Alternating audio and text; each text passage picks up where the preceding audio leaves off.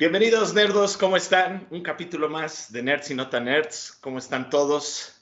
Muy bien, Muy emocionados. muy contentos por tener a este invitadazo de lujo. Invitadazo de lujo, el señor Luis Gantús. La voy a creer. Especialista en cómic, creador de Conque, la convención más padre de cómics aquí en México.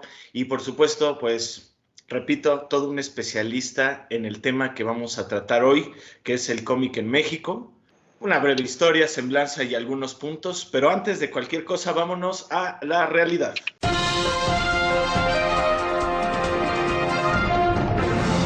Joel Schumacher pasa a mejor vida. La parte estética siempre fue muy importante para él. En sus inicios fungió como diseñador de vestuario, lo que posteriormente le brindaría la oportunidad de dirigir varios filmes, entre los que se encuentran Lost Boys, Batman Forever y Batman y Robin. Nos dejó el pasado 22 de junio a los 80 años víctima de cáncer. Descansa en paz. Pokémon Unite llegará próximamente. En el Pokémon Presents de la semana pasada nos fue anunciada la versión MOBA de los monstruos de bolsillo que Nintendo, The Pokémon Company y Tencent lanzarán próximamente. Esperemos que esta incursión de la gran N en un género popularizado por Riot Games con su League of Legends llegue a buen puerto. Foundation, la obra máxima de Isaac Asimov, llegará por Apple TV Plus. Con una producción impecable, se estrena el primer tráiler de esta serie que estará disponible en el 2021 a través de la plataforma de conocidos on demand de La Manzana. El encargado de escribirla es David S. Goyer, reconocido por haber escrito la trilogía de Batman dirigida por Christopher Nolan. Margot Robbie será la estrella de Piratas del Caribe. En este reboot de la franquicia en la que el rol femenino será primordial, Disney escogió a Margot para interpretar el papel principal de la historia, que será escrita por Christina Hodson, quien también trabajó con ella en Birds of Prey. También estará involucrado en el proyecto Craig Mazin, creador de la serie Chernobyl en HBO. Llega la venta de verano de Steam. La época más esperada del año llega para todos los PC gamers. Las rebajas de la plataforma de Valve están aquí y además traen una nueva divisa, los puntos Steam, que podrás ganar al consumir juegos. Estos podrán ser canjeados por artículos coquetos como soundtracks, stickers animados, avatares, efectos de chat, etc. A gastar se ha dicho. Y bueno, pues ya estamos de vuelta. Luis, qué bueno tenerte aquí. Y bueno, parte del programa, que el tenor que queremos llevar es, al final, esta historia del cómic, que si bien empezó como una tira cómica, como la mayoría de los cómics, o la mayoría de las historias que hay alrededor del mundo, que fue estos como caricaturas tanto de protesta en periódicos, ya publicaciones, ¿no? Como El hijo del aguizote en la época del Porfiriato y demás. Pero aquí lo que básicamente quiero ver es contigo, te voy a hacer una pregunta, es ¿cómo se empiezan a interesar las editoriales en el cómic? ¿Cómo empieza este interés de publicar ya cómics, historias y demás dentro de la historia de México? Pues mira, son varias partes. Mira, lo primero es, salían los periódicos y la gente las empezó a consumir mucho. En México, por ahí de 1926, el Universal sacó un concurso donde salieron, por ejemplo, Gana Mamerto y sus conocencias, de Hugo Tilman y Jesús Acosta. Ahí salía Chupamito. Empezaron a salir tiras cómicas mexicanas, pero era en periódico. Lo que sí se dieron cuenta es que eran muy populares los personajes, por ejemplo, como Educando a Papá de George McManus, Mutillé, diferentes personajes que se publicaban en las tiras cómicas dominicales. Entonces, la verdad es bastante confuso porque es casi al mismo tiempo sale en Estados Unidos y en México. Mientras en Estados Unidos sale el Famous Phonies, el New Phonies con el papá de William Gaines, el fundador de MAD, empieza a publicar, a regalar estas recopilaciones de tiras. Yo no sé, porque no se sabe bien y es muy difícil decir que se copió o no se copió, pero aquí empieza con el Paquín, y el Paquín es el primer cómic que se publica en México. Una revista de historietas dedicada a la historieta nada más. Y empieza a publicarse semanalmente. Lo publicaba Cyrus. Sí, Cyrus.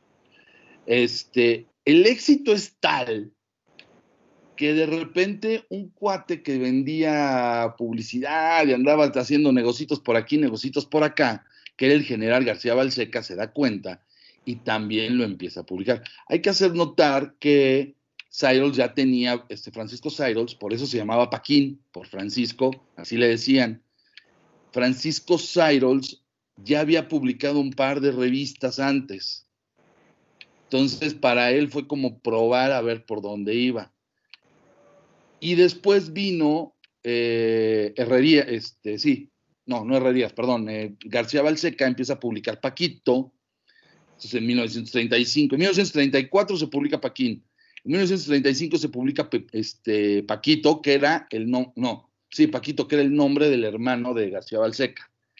Para finales del 35, principios del 36 se publica Pepín, y casi al mismo tiempo se empieza a publicar Chamaco de Ignacio Herrerías. Ignacio Herrerías publicaba, era lo que ahora, quiero que entiendan que en ese entonces se fundaron lo que ahora es Organización Editorial Mexicana, que era todo lo que fue García Balseca. En los 70 se lo quitaron y se lo dieron a Vázquez Raña.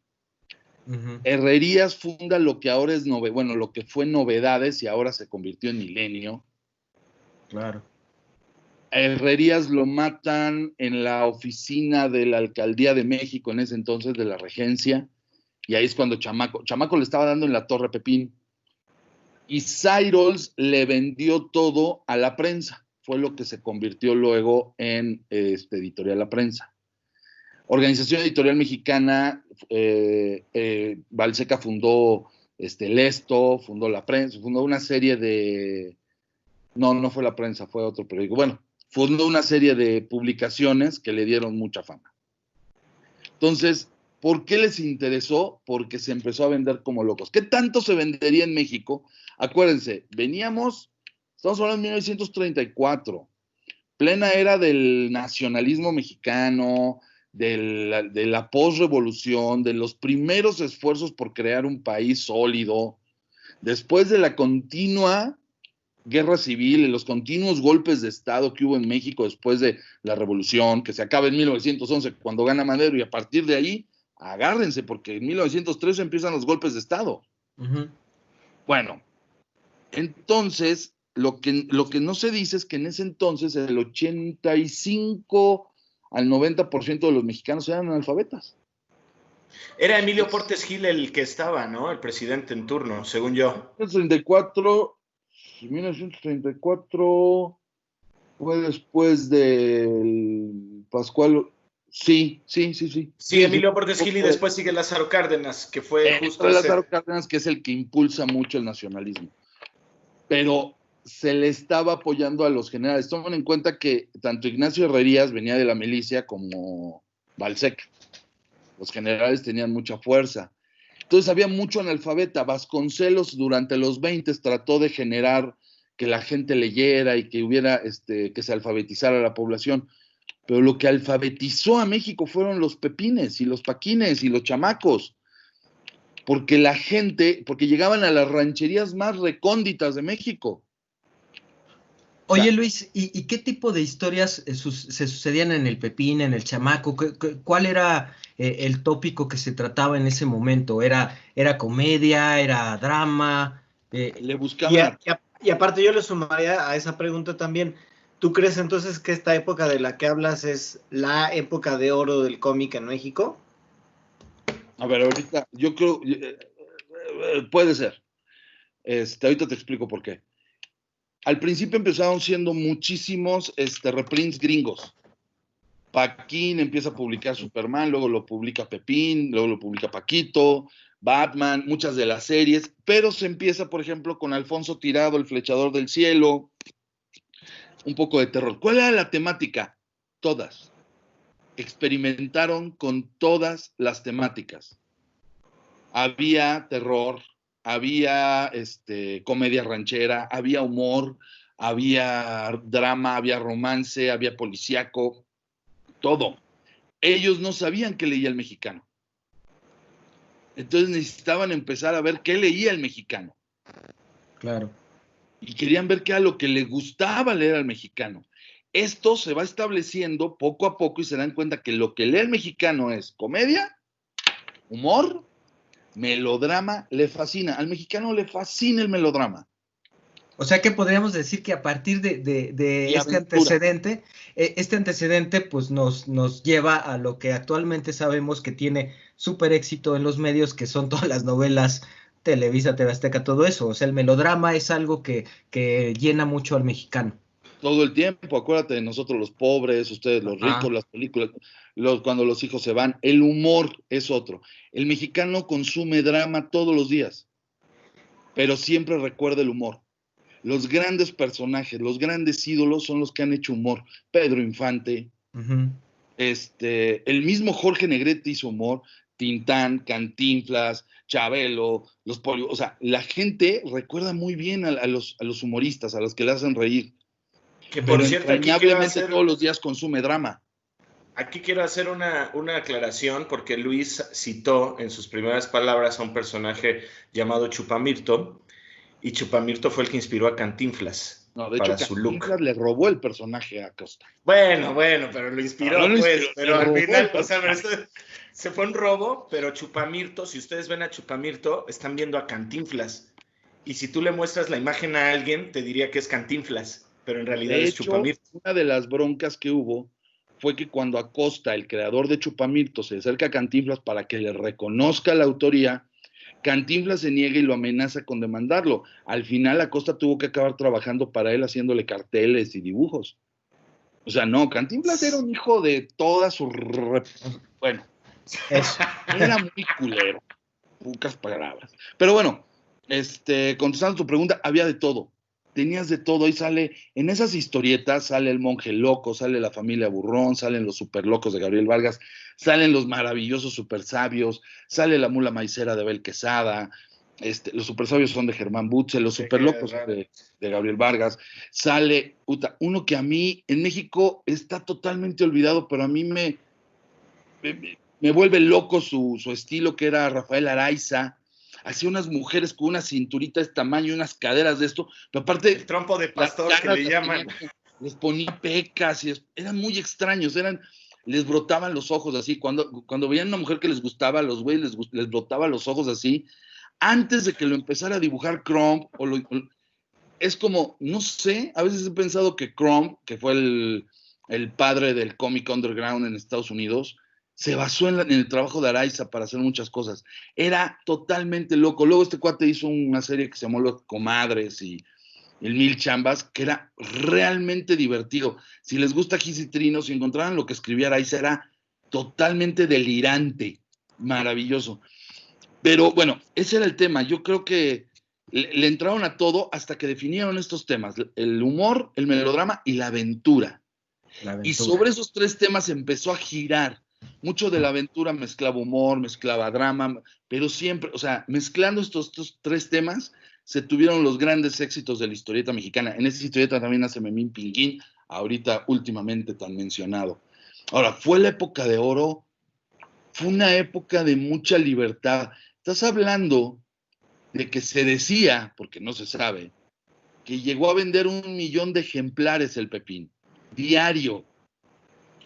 En un país que tenía 14 millones de habitantes en los 40, pues estás hablando de que si cada historieta la leían 7 personas, la mitad de la población en México leía historieta.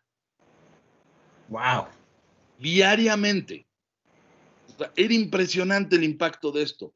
Entonces, sí se puede considerar la época de oro, aunque muchos tratan de atribuírselo a los 60, cuando ya... Después del cierre de todas estas revistas a mediados de los 50 empiezan a generarse las editoriales. Y entonces ya no tienes una revista con varios títulos, sino tienes cada personaje con su título. Y ahí es donde sale las historietas de Chanoc, las historietas de Memín Pinguín, las historietas de los super sabios, ya por separado. Y entonces la gente ya compraba los personajes que le gustaban. Me parece que yo le atribuiría en los 40, la época de oro. En los 40. ¿Quién dirías que es el baluarte de esta época de oro, editorialmente hablando? Mira, yo creo que la editorial más fuerte fue Pepín. Tal vez si Chamaco Rodríguez no se hubiera muerto por ahí ¿qué fue? 43, 44, tengo entendido que lo mataron. Si no se hubiera muerto, sí le estaba generando un conflicto real a Balseca. O sea, era el choque, la polaridad que había. Hombre, imagínate qué nivel estaban que se secuestraban dibujantes. Ok. Hay una historia a Leopoldo Sea Salas, o sea, Yolanda Vargas Dulce empieza a trabajar en Chamaco, con herrerías, pero Balseca la convence de que se vaya a trabajar porque le da crédito y todo eso. Y tenían una historieta que era donde salía Chispitas. Bueno, es que no me acuerdo si era Chispitas en ese entonces. El caso es que el dibujante Leopoldo Sea Salas se tuvo que ir a esconder a Cuernavaca porque lo estaban buscando.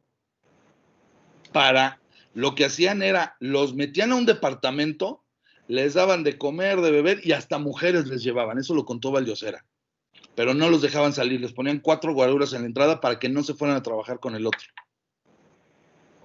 Y llegaban y secuestraban a los dibujantes para que no se fueran con el otro.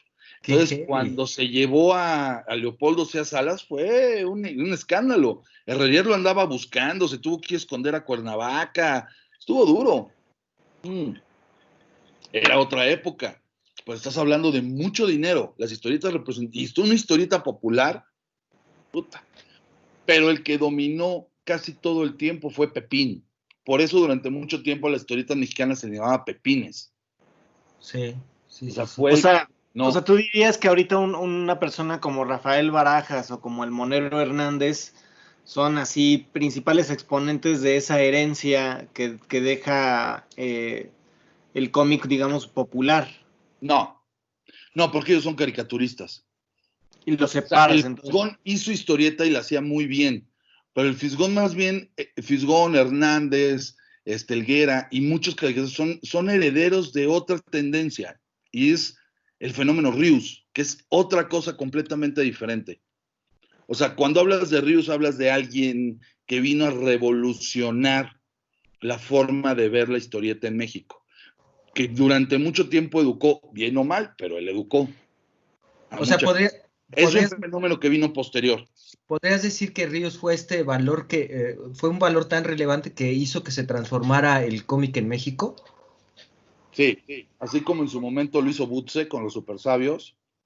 Ok. Y después entra Rius, es uno de ellos, aunque también Yolanda Vargas Dulce con sus historietas románticas y melosas.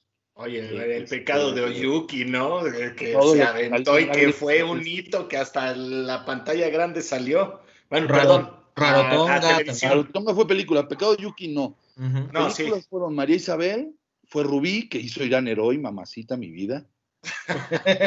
Irán Heroi estaba preciosa, la desgraciada, como Christian Bach. Bueno,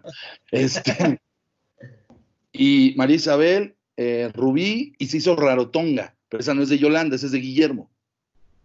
Guillermo de la Parra y Yolanda Vargas al final fueron los creadores de Editorial Vid. Editorial Vid. Primero se llamó Editorial Argumentos. Exacto. Y en los 80s, a principios de los 80s, ellos tenían 4 editoriales diferentes. Era EDPA, era Egea, eran socios de Egea, eran socios de Editorial Manelik de la Parra, de CITEM y Editorial Argumentos. Y luego se conjuntaron todas esas empresas para formar Grupo Editorial Vid. O sea, pero Vid en su momento era un imperio. Había 2 grandes editoriales. Después de los 50, las 2 más grandes editoriales, las que dominaban el mercado, era EDAR, de Yolanda Vargas Dulce y Guillermo de la Parra, y Editorial Novaro. Editorial Novaro fundada por Luis Novaro, que vende en 1963 a Miguel Alemán. A Miguel les recomiendo, hay un documental en Amazon precisamente de Novaro. La voz de ese documental es maravillosa, es una cosa, el narrador es la onda. Pero es un documental sobre Novaro, está bien chido y habla sobre por qué cayó Novaro. Ok, la decadencia de... Sí, porque también también aquí hay una comedia de los errores en la historieta mexicana. Aquí las grandes editoriales, las editoriales que dominaron el mercado y que podían haber mantenido, valieron queso en los 80s. ¿Y por qué sucedió esto? ¿Tienen tiempo? No, Mucho. Adelante. Novaro por mala administración. Porque como todo en este país, mientras hubo una buena administración que te permitía, había un sistema que era bastante cómodo para los editores. Si tú cumplías las reglas, te vendían papel barato, pizza, te lo vendía el gobierno muy barato. Tenías distribución asegurada, la Unión de Voceadores, que eran los que dominaban los puestos de periódicos en toda la República. Y la Comisión Calificadora de Revistas, que no te aplicaban la censura. Estas tres eran la tríada que permitió. Se crearon para controlar a los periódicos y la historieta se trepó en eso y por eso fue tan popular. Eso lo comento a más detalle en mi libro de La increíble y triste historia de la cándida historieta y la industria desalmada. Mientras tú hicieras lo correcto, no se metían contigo. Entonces Novaro, por ejemplo, lo que hizo es, cuando hubo en el 42, sí fue por ahí del 42, y después a principios de los 50, hubo un ataque muy fuerte hacia la historieta. Así como lo hay ahorita para series viejas y a los videojuegos de, ¡ay, lastima la mente de los niños! ¡Oh, los van a volver violadores! Bueno, así era lo mismo, pero con la historieta. Que promovían las malas costumbres, el degenere, llamémosle. El degenere, exactamente. Y entonces hubo un ataque muy fuerte. Novaro y Vid se vieron muy listos. El ataque venía de la derecha y sobre todo impulsado por la Iglesia Católica. Es cuando Novaro publica Vidas Ejemplares y Editorial Argumentos empieza a publicar Milagros de Cristo. Entonces se vuelven socios de la Iglesia para ¿cómo se les llama? Evangelizarlos, pues. a los mexicanos. Y entonces empieza a haber muchas publicaciones religiosas en México. También ese es otro de las cosas. Estos dos editores no se metieron. ¿Alguna vez la que eran publicaciones religiosas enfocadas más bien al cristianismo, no tanto al catolicismo, ¿no? No, si te acuerdas, Vidas Ejemplares de Novaro, eran puros santos católicos. ¿Sí era catolicismo entonces? Católicos. Sí. No se metían con el cristianismo porque en ese entonces todavía el rollo cristiano no. Aquí eran católicos. México es católico, apostólico y romano en esa época, sobre todo en los 50, 60, 70. No le movías. Es México siempre fiel, como diría nuestro Juan Paulito II. O sea, no le tocaban, era muy católico. Y de hecho, muchas de esas publicaciones tenían el sello del arzobispado mexicano. Tenían la autorización de la Comic Authority, en el Comic Authority de México. Sí, no. Madres. Y aguas. Cuando era el censorship mexa. En Estados Unidos, menciona a Frederick Wareham en su libro que se debería de hacer como lo hicieron los mexicanos. Aquí ya se había controlado eso antes de que los gringos empezaran con la quema de brujas que fue el Comic Authority. O sea, aguas. Aquí en México también era una industria de millones y millones de pesos. Creó imperios. O sea, Editorial Novaro distribuía en toda Latinoamérica y España. Todos los países de habla española leían Novaro. Editorial, y estás hablando que aquí en México Novaro vendía 14 millones de historietas al mes. Tomen en cuenta que un libro, así, toda la industria del libro llegaba a vender en ese entonces entre 7 y 8 millones de libros al año. Dios. Y Editorial Vid vendía 25 millones de historietas al mes. A mediados de los 70s, que es cuando tenemos ya datos. ¿Te acuerdas de esa crítica que decían en Editorial Vid cuando estaban en Tenayuca, que era el edificio de enfrente? Era producción nacional. Y los patitos feos era la producción importada, que era Marvel, DC, que era todo eso, pero los consentidos eran lo nacional. No, los cómics los tenían porque quisieron abrir una sección, porque había tonado Novaro, Paco Jiménez había ido a Vid, lo habían llamado Jorge Velasco, y dijeron, bueno, a ver, vamos a abrir una sección de licencias. Y en 5 años desarrollaron 36 títulos de licencias. O sea, en 1988, cuando llega Manelik de la Parra y le dan la madre a la editorial, entre 1990, cuando llega, tenían 36 títulos de licencias, sin contar las publicaciones nacionales. O sea, ahí se publicaba Superman, Batman, Punisher, La Pequeña Lulú, El Conejo de la Suerte, Tom y Jerry, Los Cosmolitos. Había imagínate lo que se publicaba en el área nacional. O sea, era brutal. Lo que truena Editorial Vid es que llegó el Junior, Manelik de la Parra. Bien, se los pongo así muy fácil. Para 1990, él llega alrededor entre 89 y 90. Para 1994 ya había desmadrado todas las historietas nacionales. Ya empezaba a vivir solo de la licencia. Sí, Superman, claro. 2 veces le salvaron el culo. Con Los Simpson y con el escándalo del timbre de Memín Pinguín. Ahí se le inyectó dinero a la empresa. Él se dedicaba única y exclusivamente a agarrar a la editorial como caja chica. En los 90s, Vid generó una cantidad de dinero tan impresionante que la familia, incluyendo este primo Eugenio de la Parra, se dedicó a robarle a Manelik. Que sacaban el dinero en bolsas de basura, como Martín López, ¿no? Eso pasó en la Conque. Martín López. No, lo que sacaban en camiones eran cómics. Eugenio de la Parra sacaba cómics en camiones para irlos a vender en los diferentes lugares de la República a los que iban. Así lo cacharon y por eso lo corrieron. Cuando llegó esta Sonia Batres en 1999. Sonia, claro. Que por cierto, aquí corrígeme igual si estoy mal, pero pues lo que tronó a Vid fueron las licencias, ¿no? No, que después lo que tronó digo, aparte de lo que dices, pero cuando empezaron a perder licencias de Marvel y de DC por los costos tan altos que ya no quisieron pagar, que fue ahí donde... La editorial iba bien, pero Manelik sacaba dinero para mantener la carrera del hijo, para mantener la carrera de la hija, para mantener la carrera del amante, para mantener la esposa, para negocios que le fallaron. No hubo negocio en el que se metiera que le funcionara. Entonces hay que tener, o sea, se agotó la editorial. Yo estaba en la oficina de la secretaria de Manelik cuando habló Manelik para pedir alrededor de 150,000 pesos que le depositaran en Europa porque el señor pues estaba viajando. Así de, por favor, deposítame 150,000 pesos de la cuenta de Vid. No hay editorial que te aguante eso. Sí, claro. O sea, cuando Televisa les quita la licencia de Marvel, ¿sabes cuándo se entera Manelik? Cuando sale el número 1 del Hombre Araña. Y su reacción, ¿sabes cuál fue? Irse a Inglaterra para reclamarle a la gente de Marvel que por qué le hacían eso. Y se pasó 1 mes y medio en Inglaterra discutiendo. Claro. Entonces, pues por eso tronó. Y en este caso, justo hablando de todo esto, yo creo que aquí entra la pregunta, ¿no? Obligada, sí. Que justo... Adelante, Samu.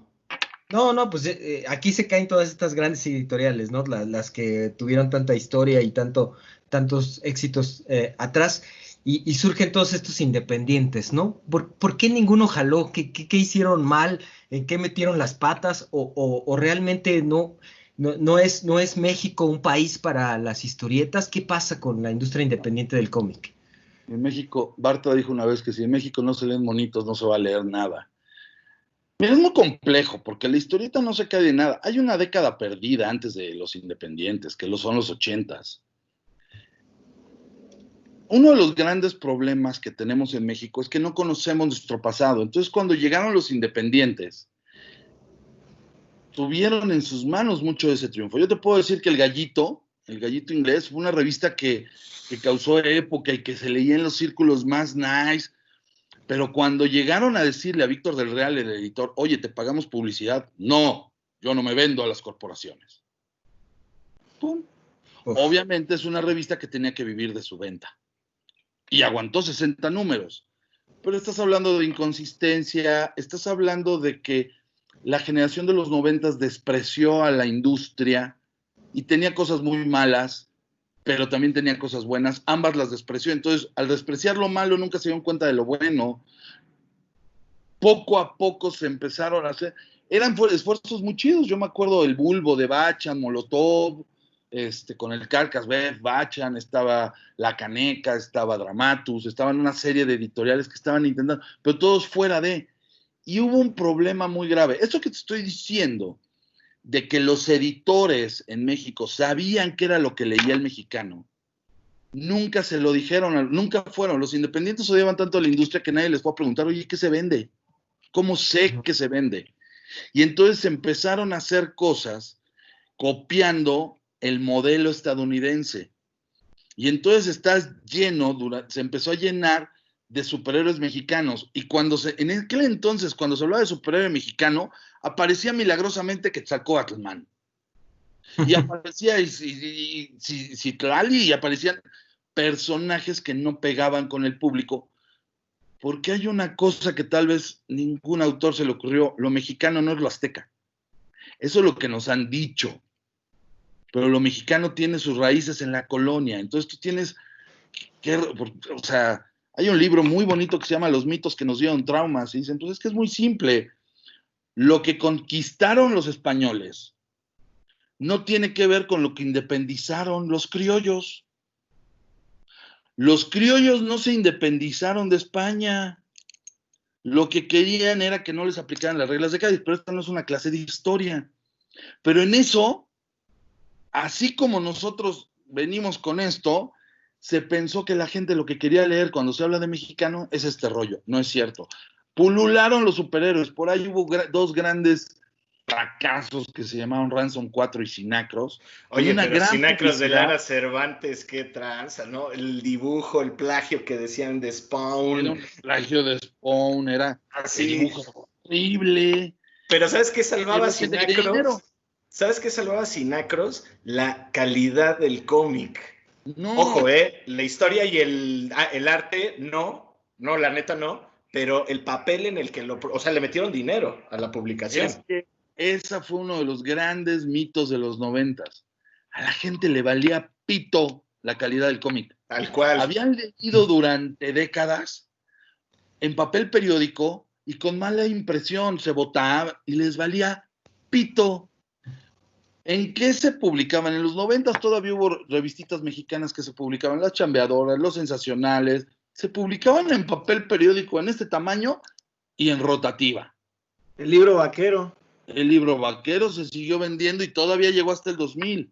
Pues todos los libros, los sensacionales, todo eso. O sea, al final... La herencia de la hoja volante de José Guadalupe Posada, ¿no? Al final lo que el mexicano lo que quiere es leer mucho y barato. El libro vaquero te daba una lectura del metro. O sea, ibas en el metro leyendo. Yo siempre le dije, en el momento en que haya televisión en el metro va a valer madre la historieta. ¿Qué creen? Sí, claro. O sea, ya existe. Esa es una de las causas. Ahora, todo ese grupo independiente, después en la década, llegó un punto en que logramos la atención, Yo te lo digo, en la Conque del 2000 se llenó el auditorio al mismo nivel de Joe Quesada, que en aquel entonces era y que todavía sigue siendo, lo llenó el Taller del Perro, igual que Joe Quesada. Tenían ya la atención, se había logrado. Para el 2001 todo se cayó, porque no se sabe cuál era el siguiente paso. Lo primero que se hizo fue, pélenos, háganos caso. Eso fue lo que se peleó en los 90s. Cuando se consiguió no se sabía qué era lo que seguía. Faltaba visión administrativa y algo muy importante. Todos los 90s se les pasó diciendo a la gente y a los autores que los editores eran los hijos de la chingada, rateros, malditos, infelices, desgraciados, poca ropa, nalga pronta, que les iban a... Come cuando hay, casi cuando hay, así, que les iban a chingar todo. ¿Y qué crees? Nos lo creímos.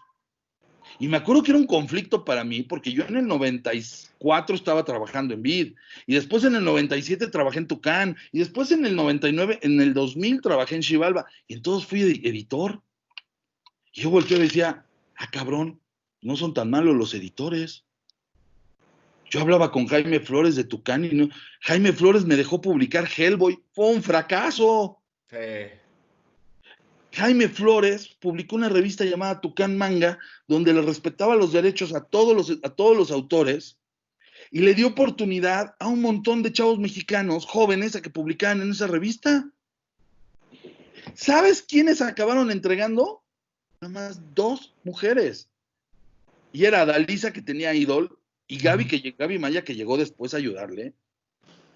Pero todos los demás, el que no se quedaba se sabía que se iba a la esquina a jugar maquinitas, no entregaba tiempo, se peleaba con el escritor, nadie entregó. Pues también hay esta parte de la culpa. Ya para el 2000, pues ya la siguiente generación ya no sabe para dónde moverse, ya no hay distribución. La distribución en México se hacía para grandes volúmenes. Ya no había, o sea, todavía no estaban las redes como ahorita, pero empezaba el webcómic y pues de ahí se fueron agarrando algunos como Cucamonga, como Pinto, como Cavazos, empezaron a tener mucha fuerza en el webcómic. Bueno, Cucamonga al nivel de que 12 o 13 años después de que crea Cindy la Regia, ya tienen su película. O sea, tuvo su momento y lo supo aprovechar. Y Luis, yo creo que para esta última parte, ahorita que vamos a ver en esta primera parte de este especial, ¿cuáles son los valores que tú rescatas en la transformación de lo que hemos platicado del cómic en México que comienza hasta ahorita? Porque ya después, en el siguiente programa, vamos a ver cosas ya más recias. Pero, ¿cuáles son esos valores que tú rescatas? Mira, en la primera etapa, la búsqueda, el profesionalismo, la creación de personajes tan entrañables como los super sabios, como la familia Burrón, como los super locos, como la mula maicera, como Memín Pinguín, como Pepe el Inquieto, una gran cantidad de personajes que se crearon, Don Proverbio de Antonio Gutiérrez, que fueron los que alfabetizaron a México. En la segunda etapa, pues yo creo que fue el foco del entretenimiento en México. Para los 80s, pues ya fue una caída. En algún momento era el entretenimiento del pobre, la historieta. Y ya para los 90s es cuando llega el rollo de los superhéroes, que siempre ha estado presente en México, pero que nunca los superhéroes vendieron como se vendía la historieta mexicana. Y ya a partir de los 90 llegó la colonización cultural, porque es una colonización cultural la que sufrimos en varias partes de nuestra historia, de nuestra cultura, para llegar ahorita a que pues ya todos son licencias. Lo único que se vende en México son las licencias norteamericanas de productos o editoriales que se establecieron allá. Que eso vamos a iniciar en el siguiente especial, amigos.